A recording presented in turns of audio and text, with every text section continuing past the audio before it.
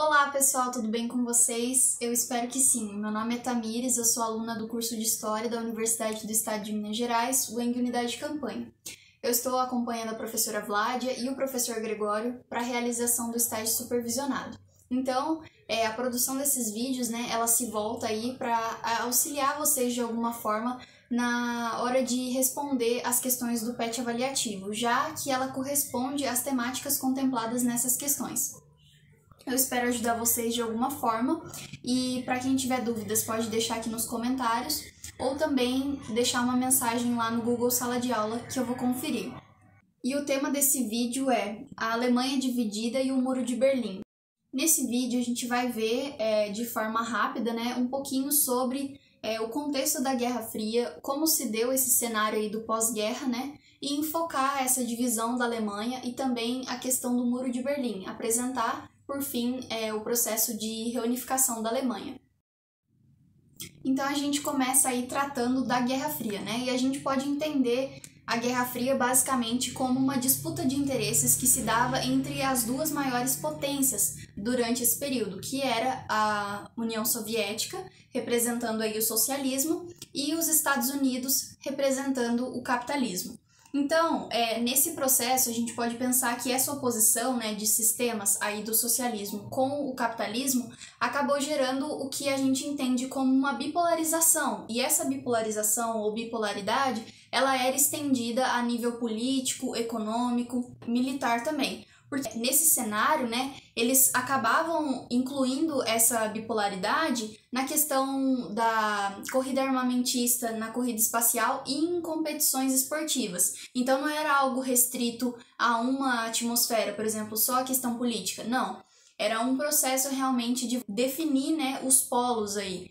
Então os países, nesse cenário, eles deveriam meio que escolher qual lado seguir. Então, ou você tinha que ser X ou você deveria ser Y.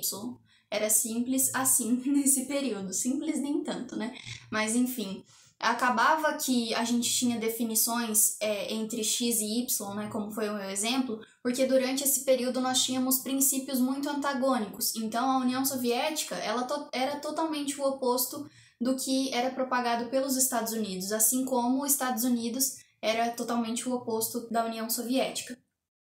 Esse embate, então, ele vai ser classificado como embate ideológico, porque ele não vai ter contato físico, e ele meio que se respalda num processo de angariar forças, para comprar realmente aquele modelo, aquele sistema. Então, é aquilo que eu havia falado, o sistema, os países, eles têm que escolher ou ser X ou ser Y, então você deveria fazer essa escolha. Então, nesse momento, durante a Guerra Fria, os países eles iam, através desse combate ideológico, meio que disputar a hegemonia do mundo. Então, eles queriam aumentar as suas zonas de influência.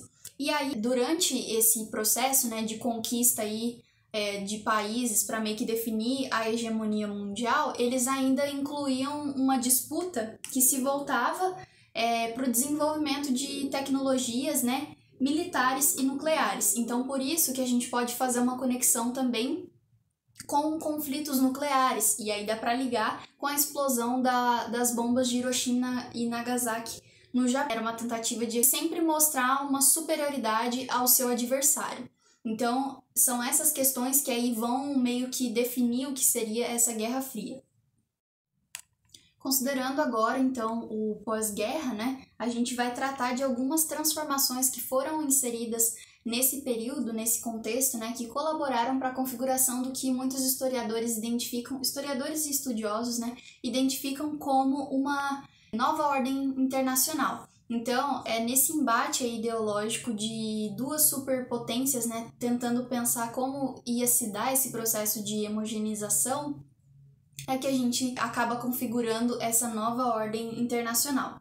E aí, a gente precisa lembrar que depois da Segunda Guerra Mundial, que foi um conflito muito expressivo e significativo para alterar vários países, vários territórios, e muito dolorosa também, a gente não pode deixar de lembrar desse aspecto, E se olharmos para a Alemanha, que até então iria ser derrotada, mas ainda não tinha meio que entregue as suas forças até então, nós podemos destacar a Conferência de Potsdam, eu não sei se fala assim, mas enfim. Ela propunha basicamente uma discussão, né, sobre a reorganização política, econômica e financeira também dos países que tinham sido atingidos por esse conflito, né, que é a Segunda Guerra Mundial. Então, nessa reunião, basicamente estavam os líderes da União Soviética, da Inglaterra e dos Estados Unidos, para tratar dessas questões de reorganização, né, geopolítica, basicamente. E foi nesse momento em que a Europa foi dividida em duas áreas de influência. E aí, na área de influência dos Estados Unidos, a gente tem outros países intervindo também. Mas, basicamente, a gente pode fazer uma separação entre República Federal da Alemanha, RFA, que era capitalista, e a República Democrática da Alemanha, RDA, que era socialista. Só que durante esse contexto a gente ainda tem que lembrar que os Estados Unidos, ele tinha essa pretensão de se tornar justamente a maior potência mundial, né? Então ele queria ser o líder basicamente de tudo. E ele tinha também, nesse período, um temor à adoção do socialismo. Por quê? O socialismo, né, pensando aí os seus preceitos, ele acabava atingindo outras áreas que o capitalismo não. Então, as políticas que o socialismo adotava, elas eram muitas vezes mais reconfortantes, né, para a maioria. Então, eles temiam essa adoção expressiva do socialismo durante esse período. Então, para isso, eles tomaram várias medidas para meio que angariar forças e juntar mais gente aí para o seu bloquinho capitalista. Então, dentre essas medidas, a gente pode destacar a criação da doutrina Truman. Ela se voltava, né, para barrar o avanço do socialismo. Então, vários países acabaram, né, se aliando aí a esse processo e de ajuda aos Estados Unidos para barrar o socialismo.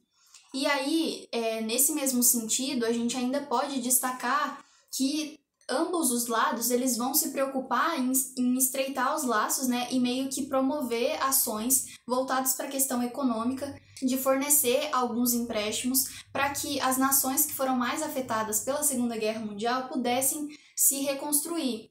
Então, no caso dos Estados Unidos, eles criaram, né, o Plano Marshall, que ele buscava criar laços comerciais com vários países, sendo uma maneira, né, de demonstrar aí e de conseguir atingir essa hegemonia dos Estados Unidos no mundo capitalista, para que ele pudesse se tornar o maior líder desse sistema capitalista. E foi o que aconteceu.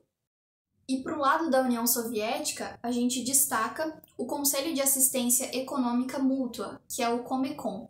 Então, ele tinha o objetivo, basicamente, de estreitar essas relações, tanto políticas quanto econômicas, né, voltadas para os países que adotavam o socialismo.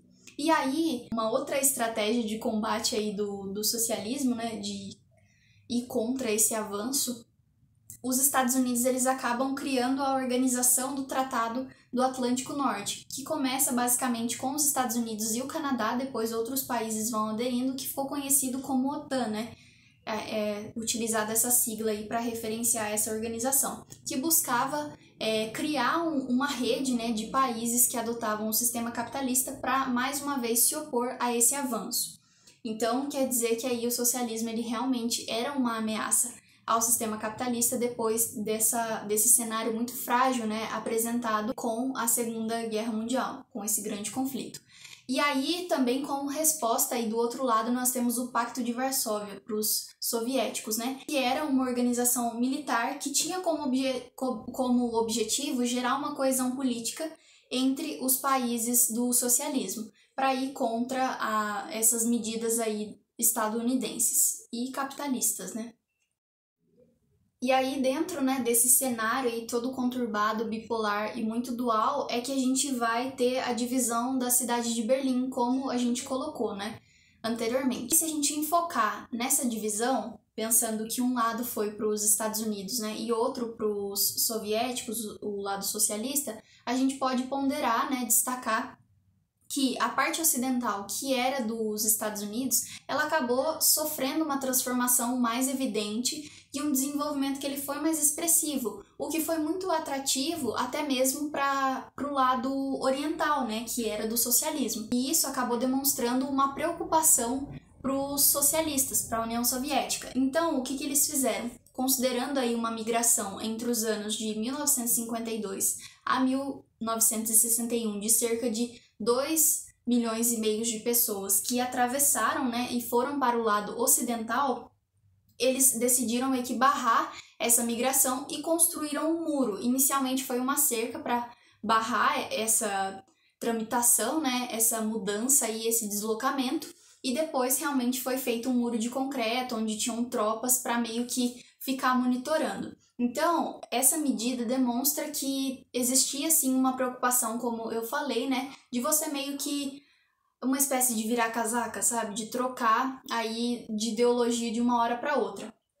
Agora a gente vai aprofundar aqui um pouquinho mais sobre o Muro de Berlim e qual que é a problemática, né, que se refere e do que ele trata basicamente. Ele acaba sendo um dos maiores símbolos da Guerra Fria, então tudo que envolve o Muro de Berlim ele é muito significativo, principalmente para os alemães, né, porque você pensa aí uma cidade dividida, você já tinha um país dividido entre ideologias, e aí você vai e divide uma cidade, né? E acaba gerando, de certa forma, uma tensão.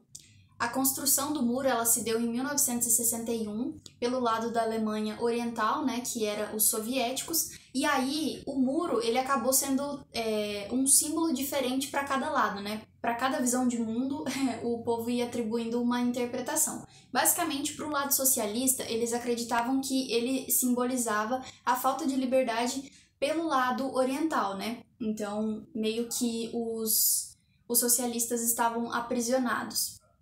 Já para o lado socialista, ele representava a contradição do mundo capitalista, principalmente pensando nas desigualdades sociais. E é interessante também colocar mais uma questão dentro desse panorama, porque dentre as leituras que eu estava fazendo para planejar, né, esse debate aqui, essa aula, eu li algo no sentido de que essa própria construção, né, pensando aí, foi feita pelo lado socialista, ela acabava indo contra um dos princípios do socialismo, né, que é o ir e vir no momento que você quiser, é esse deslocamento.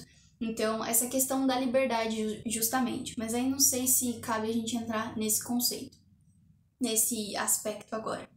Avançando já para o processo de reunificação da Alemanha, né, ou seja, agora a Alemanha, que antes era dividida em duas, né, ela vai se tornar uma novamente. A gente pode destacar nesse sentido que a União Soviética ela já estava com dificuldades para manter o seu poder e ainda tinha que lidar com a insatisfação da população que ficava no seu lado, né, que era o lado da Alemanha Oriental. Então, a derrubada do Muro de Berlim ela ocorre em novembro de 1989 e acaba representando a abertura das fronteiras com o lado capitalista, né, que era a Alemanha Ocidental. E além disso, esse processo de reunificação, né, ele vai ser concluído no ano seguinte, em outubro de 1990. Aí vai ocorrer o predomínio, na verdade, da República Federal da Alemanha, que era o lado predominante para os Estados Unidos, e é com isso que a gente determina o fim, né, da Guerra Fria, já que o maior símbolo dessa bipolaridade, né, tanto política quanto econômica quanto militar, ele havia sido derrubado. Então, para a gente encerrar ainda essa questão, nós destacamos a extinção da União Soviética, né? Então, os Estados Unidos ele tinha atingido o seu objetivo, além de ser, né, o maior líder do sistema capitalista, ele estava predominante, já que a maior expressão do regime socialista havia sido extinta. Bom, então para hoje era isso que a gente ia debater, né? Eu espero que vocês tenham gostado, que eu possa ter ajudado de alguma forma. Deixe seus comentários aqui ou no Google Sala de Aula, que eu vou dar uma olhadinha. Muito obrigada e até mais. Tchau!